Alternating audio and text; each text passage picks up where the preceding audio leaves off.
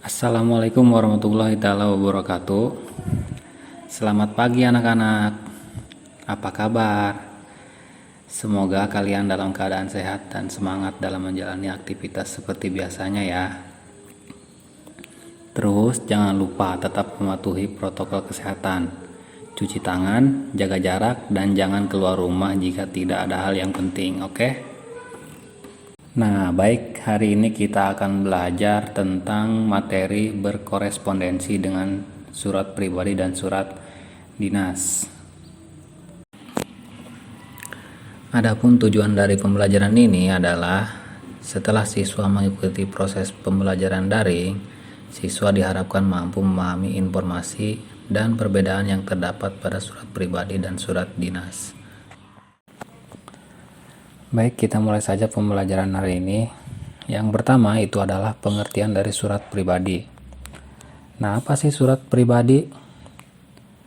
Jadi, surat pribadi adalah bentuk komunikasi tulis, surat menyurat, yang dilakukan oleh seseorang kepada orang lain sebagai pribadi, bukan wakil atau urusan yang berkaitan dengan kelembagaan dan kedinasan. Sedangkan pengertian dari surat dinas adalah surat yang ditulis dalam situasi formal dan untuk kepentingan yang formal gitu.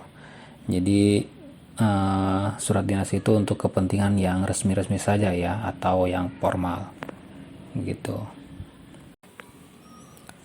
Dalam surat pribadi itu ada isinya sendiri-sendiri ya. Jadi surat pribadi itu berkaitan dengan masalah pribadi, menanyakan kabar, keperluan pribadi, dan tujuan komunikasi pribadi yang lainnya. Sedangkan surat dinas isinya itu tentang keperluan kedinasan yang bersifat resmi, berkaitan dengan topik kedinasan, undangan rapat, izin keamanan, lamaran pekerjaan, surat permintaan izin tidak masuk, dan izin menggunakan tempat. Nah, setelah sebelumnya mengetahui isi dari surat pribadi dan surat dinas, sekarang adalah ciri-ciri dari surat pribadi dan surat dinas. Ciri-ciri surat pribadi yang pertama adalah pilihan kata sapaan bersifat pribadi, kata emosi, dan ekspresif. Yang kedua, bahasa surat pribadi tidak formal, tetapi tetap santun dalam menggunakan bahasanya. Yang ketiga, pilihan ragam bahasa bergantung siapa penerima suratnya. Jadi seperti ini ya, ketika kita mengirim surat kepada orang tua, berbeda kan dengan mengirim surat kepada teman kita sendiri, begitu. Dan yang keempat, menggunakan kata sapaan, seperti orang yang sedang berbicara secara langsung gitu. Jadi meskipun kita berbicara melalui surat, tapi seolah-olah kita sedang berbicara langsung gitu ya. Dan yang kelima, menggunakan kata ganti orang pertama untuk pengirim dan kata ganti orang kedua untuk si penerima.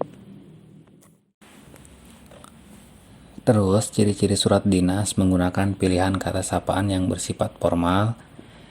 Yang kedua, menggunakan ragam bahasa yang baku. Dan yang ketiga, bahasa surat menggunakan bahasa yang resmi, singkat, dan jelas. Jadi menyampaikannya itu tidak perlu bertele-tele ya gitu. Jadi langsung saja, singkat dan jelas. Gitu ya.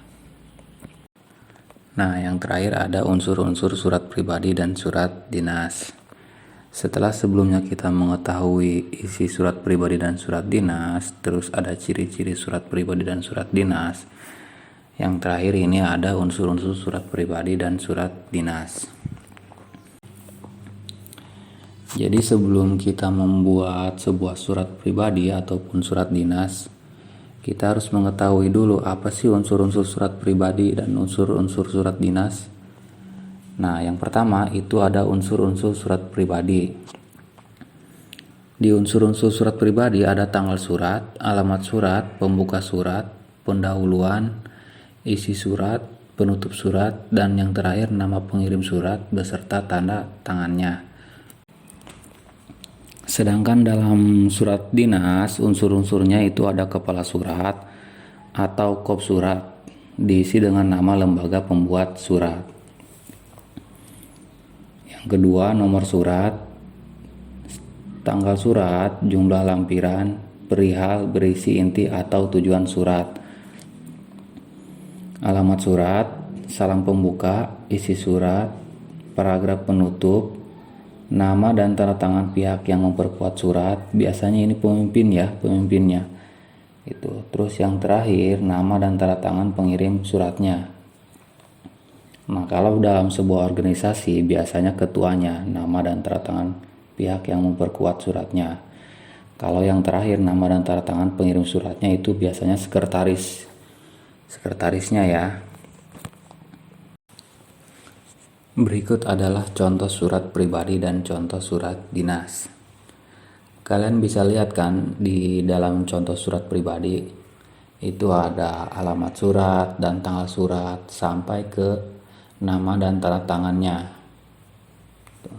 Sedangkan di contoh surat dinas yang tidak ada hanya tanda tangannya saja ya. Jadi memang seharusnya ada tanda tangannya biar memperkuat surat ya. Tapi karena mungkin memang ini hanya contoh jadi tidak ada tanda tangannya. Baik, mungkin sampai di sini saja penjelasan dari materi tentang berkorespondensi dengan surat pribadi dan surat dinasnya. Jika ada sebuah pertanyaan, silakan kalian tuliskan di sebuah kolom komentar. Tapi kalau misalkan tidak ada pertanyaan, silakan kalian daftar persamaan serta perbedaan dari surat pribadi dan surat dinas. Persamaan surat pribadi itu apa dan perbedaannya ya. Tugasnya dikumpulkan melalui pesan grup WhatsApp ya. Jadi kalian catat dulu tugasnya, setelah itu kalian foto lalu kirim ke Bapak ya. Oke baik, mungkin cukup sekian dari saya, kurang lebihnya mohon maaf. Assalamualaikum warahmatullahi wabarakatuh.